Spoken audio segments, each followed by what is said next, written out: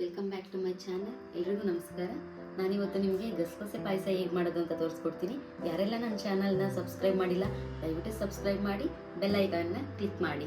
ಈಗ ಗಸಗಸೆ ಪಾಯಸ ಮಾಡಲಿಕ್ಕೆ ಏನೇನು ಸಾಮಗ್ರಿಗಳು ಬೇಕು ನೋಡೋಣ. ಗಸಗಸೆ ಪಾಯಸ ಮಾಡಲಿಕ್ಕೆ ಬೇಕಾಗಿರೋ ಸಾಮಗ್ರಿಗಳು: ಹಸಿಕಾಯಿ, ಒಣಕೊಬ್ಬರಿ, ಬಾದಾಮಿ, ಗೋಡಂಬಿ, 1-3 ಏಲಕ್ಕಿ ಹಾಗೂ ಗಸಗಸೆ ಮತ್ತು ಅಕ್ಕಿ. ನಾನು ಗಸಗಸೆನ 4 ಸ್ಪೂನ್ ತೊಗೊಂಡಿದ್ದೀನಿ, ಅದ್ರ ಜೊತೆ 4 ಸ್ಪೂನ್ ಅಕ್ಕಿನೂ ತೊಗೊಂಡಿದ್ದೀನಿ, ಮತ್ತು ದ್ರಾಕ್ಷಿ, ಗೋಡಂಬಿ ಹಾಗೂ ತುಪ್ಪ. ನಾನಿಲ್ಲಿ ಒಂದು ದೊಡ್ಡ ಕುಡ್ಕಿ ಬೆಲ್ಲನ ಕರಗಿಸಿಟ್ಕೊಂಡಿದ್ದೀನಿ. ಈಗ ಗಸಗಸೆ ಪಾಯಸ ಹೇಗೆ ಮಾಡೋದು ಅಂತ ನೋಡೋಣ. ಈಗ ನಾವು ಮೊದಲು ಗಸಗಸೆ ಮತ್ತು ಅಕ್ಕಿನ ಹಾಕ್ಕೊಂಡು ಹುರ್ಕೊಳ್ಳೋಣ. ಅದ್ರ ಜೊತೆ ನಾನು ಡ್ರೈ ಫ್ರೂಟ್ಸ್ನ ತೊಗೊಂಡಿದ್ದು ಹಾಕ್ಕೊಂಡು ಫ್ರೈ ಮಾಡ್ಕೊತೀನಿ. ನಾನಿಲ್ಲಿ ಎಲ್ಲನೂ ಒಟ್ಟಿಗೆ ಫ್ರೈ ಮಾಡ್ಕೊತಾ ಇದ್ದೀನಿ, ನೀವು ಸಪ್ರೇಟಾಗೂ ಮಾಡ್ಕೋಬಹುದು.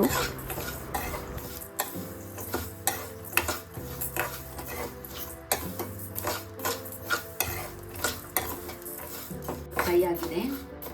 ಈಗ ಇದನ್ನ ಸಣ್ಣದಾಗಿ ರುಬ್ಕೊಬರೋಣ.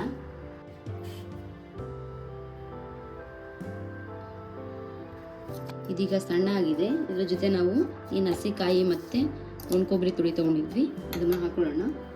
ಹಾಗೆ ಏಲಕ್ಕಿನೂ ಹಾಕೊಳ್ಳೋಣ. ಇದನ್ನು ಹಾಕೊಂಡು ಸಣ್ಣದಾಗಿ ರುಬ್ಕೋಬೇಕು.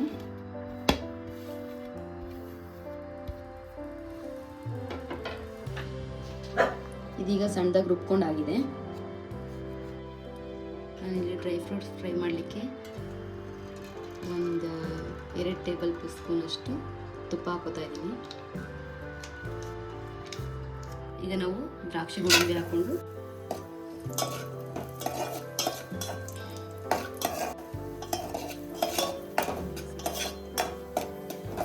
ಈಗ ನಾವು ರುಬ್ಬಿಟ್ಕೊಂಡಿರೋದನ್ನ ಹಾಕೊಂಡು ಸ್ವಲ್ಪ ಲೋ ಫ್ಲೇಮಲ್ಲಿ ಇಟ್ಕೊಂಡು ಹಾಕೊಳ್ಳೋಣ.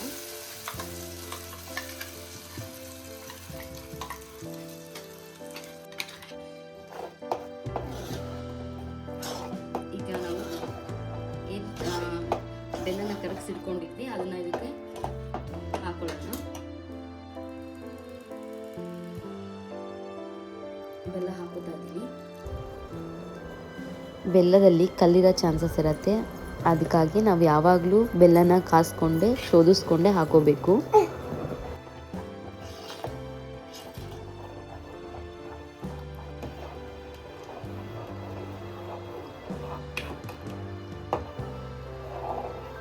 ಇವಾಗ ಚೆನ್ನಾಗಿ ಮಿಕ್ಸ್ ಆಗಿದೆ.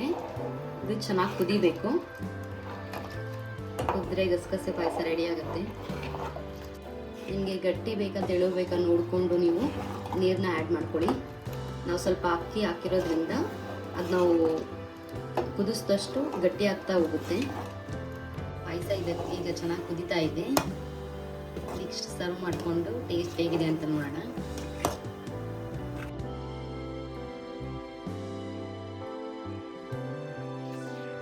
ಗಸಗಸೆ ಪಾಯಸ ರೆಡಿ ಇದೆ. ಟೇಸ್ಟ್ ಹೇಗಿದೆ ಅಂತ ನೋಡೋಣ. ಬಿಸಿ ಇದೆ.